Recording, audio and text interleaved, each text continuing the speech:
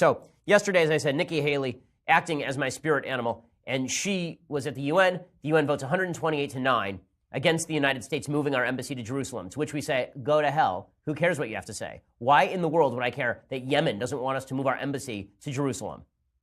Like, Yemen can kiss our ass. Who cares? Answer, no one. No one.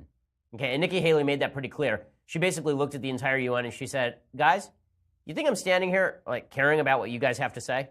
Welcome to America. Nikki Haley doing yeoman's work over at the UN. It's always weird. Whenever people speak at the UN, it looks like they're speaking in the bathroom at a Macy's. But in any case, there's Nikki Haley really bashing people about the head. The United States is by far the single largest contributor to the United Nations and its agencies.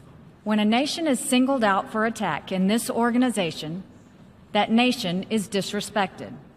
What's more, that nation is asked to pay for the privilege of being disrespected. The United States will remember this day in which it was singled out for attack in the General Assembly for the very act of exercising our right as a sovereign nation. We will remember it when we are called upon to once again make the world's largest contribution to the United Nations. And we will remember it when so many countries come calling on us, as they so often do, to pay even more and to use our influence for their benefit. Cut them off. Cut them off. Cut them off. Okay, none of these countries that are voting against the United States ought to take their foreign aid for granted. Now, there are two types of foreign aid that the United States grants. It represents foreign aid, by the way, about 1% of the American federal budget every year. What's breaking the bank is not foreign aid, but we can use this as a tool. You know, we give like $100 million to Zimbabwe every year, like in human and development aid, in health and development aid. We give, it says like $135 million every year to Zimbabwe, which was until 5 minutes ago run by Robert Mugabe, one of the worst people on planet Earth. There have been studies that show that foreign aid does virtually nothing. When you sign a check to a dictator, the dictator takes the check, immediately cashes it, builds himself a new palace, buys himself a couple of new female bodyguards, and then goes about his daily business, by stripping the bodyguards and murdering his own people. Foreign aid, unless it is specifically channeled to the right areas, doesn't do a whole hell of a lot. And the UN doesn't do a whole hell of a lot. The idea of attaching strings to the system makes a lot of sense. Now, what's funny is that there are people on the left who don't believe this. So Philip Mudd is one of these people. He's his name is Mudd, literally. And he actually says this on CNN. He said that Trump was acting in the form of diplomatic prostitution. He said, let me be blunt here, Wolf. He said this to Wolf Blitzer. This is diplomatic prostitution. We're telling people, unless you vote with us, we're not going to give you money. And if your heart doesn't agree with American policies, we're not going to support you in terms of U.S. aid. That's not prostitution. It's just called diplomacy. Like, we actually get to attach strings to the checks that we sign to people. It's true everywhere, by the way. It's true in domestic policy, too. No such thing as a free lunch internationally or nationally. But what this really betrays is that there are a lot of people in the United States, living in the United States, who do not actually see the United States as a force for good in the world. They see it as a bad thing. They see it as a bad thing when we exert our power in the world. That's because there are really two different views of America on the world stage. View number one is that America is a big bully. This was Barack Obama's view in his apology tour early on in his presidency, that America is the big bully on the world stage. We're mean to people and cruel. We're overreaching. We're sort of bull in a china shop. Sure, we try to do the right thing, but we usually do the wrong thing. And then there is the more traditional and correct view of America's role in the world, which is that we are the greatest force for freedom the world has ever seen and ever known. And the fact is, where American boots have set foot, freedom follows. I'm not going to talk about whether we should have been in every war that we've been in, but where America was present, there was freedom, and where America was removed, the freedom went away. This is true in Vietnam, where when we pulled out of Vietnam, South Vietnam, a free country, turns into a communist hellhole. So does Cambodia. Cambodia, where the Khmer Rouge end up murdering 1 million people. Right? When we pull out of Korea, out of North Korea is still a prison camp 60-odd years later. Right? South Korea, where we still have troops, is one of the freest, most prosperous countries in Asia. Forget about Europe, right? I mean, all of Europe would be speaking German right now if it weren't for the United States, including Britain. So the idea that the United States has been a nefarious force on the world stage, or that we have strings attached, we should have strings attached because our strings are good. Right? Our strings are usually things like, we would like you to free up your press. We would like you to not oppress women. We would like for you to support United States foreign policy in strengthening our interests around the world. This is good stuff. The United States has never conquered nations to take them. The United States has conquered nations in order to replace regimes with better regimes. Ask how that's gone for Japan and Germany. The answer is pretty well. And by the way, it was going a lot better in Iraq until President Obama decided to precipitously withdraw from Iraq, leaving in his wake an Iranian-backed regime and ISIS in the west of the country, in the northwest of the country. So this view that the United States is being terrible by attaching strings to our funds, it's my money. For God's sake, it's my money.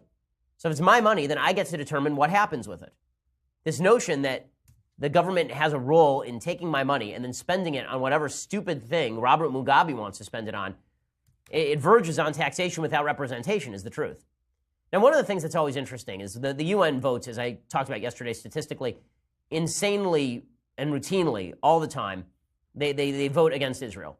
And a huge percentage of all the votes they've ever taken in the UN General Assembly are against Israel. And the people who vote against Israel are typically, there are a lot of people who abstained yesterday. The people who voted against Israel are largely located in areas with large Muslim populations, Europe, or in the Muslim world itself. So the vote, I say, was 128-9.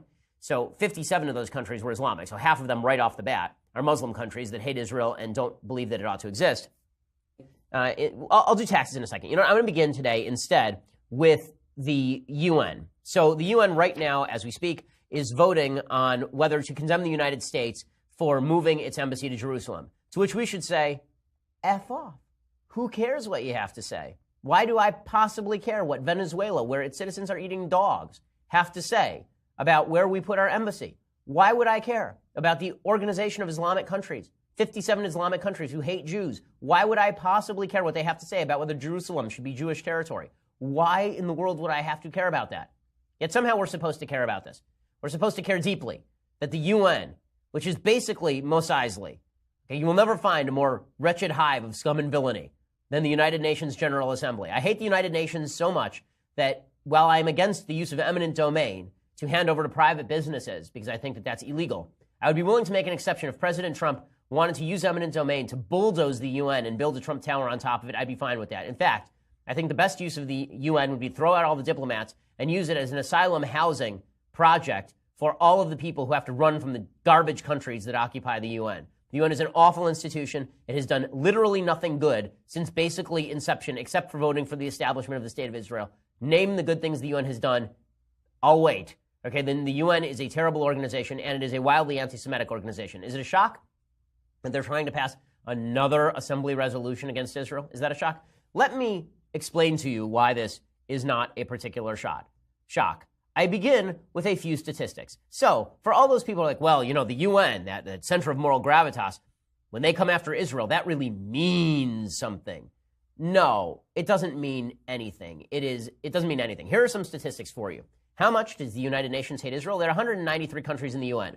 More than a quarter of them are Muslim countries who hate Israel. And then you haven't even gotten started with the Europeans. Okay, Jews ain't exactly popular in Europe, as demonstrated by Exhibit A, the Holocaust. So things have not gone well for Jews in Europe historically. Here's how the UN has voted with regard to Israel, a country full of Jews. Okay, UN Human Rights Council, which is supposed to be there to, promulgate human rights. You might think that they would have some resolutions against China for being a repressive communist country that forces abortions on its citizens. Or maybe against North Korea, a giant prison state, a giant gulag. Or maybe against Venezuela, an oil-rich petro-oligarchy that has been using its oil to prop up its leadership while simultaneously forcing its citizens to shoot animals to eat in the streets.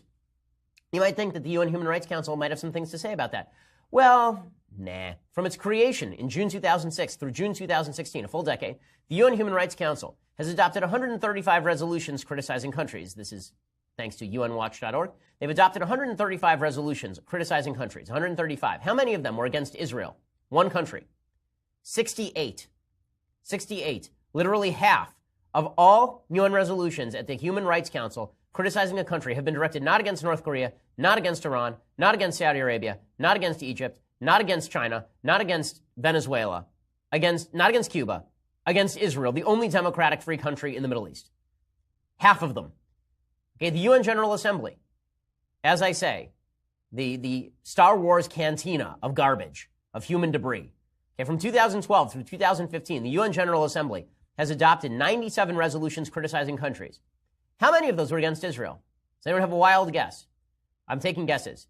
Jonathan, how many of the UNGA has adopted 97 resolutions criticizing countries? How many of those have been against Israel specifically? 83 of the 97. 83 of 97 resolutions criticizing any country are directed against Israel. How about the UNESCO, the UN Educational, Scientific, and Cultural Organization? They're there for education and health. They're there to inform people. Did they have any resolutions criticizing Hamas for literally using UN schools as launching pads for rockets during the Gaza war? No, but they do have 10 resolutions a year. They adopt around 10 resolutions a year. How many of those resolutions have been against Israel? All of them.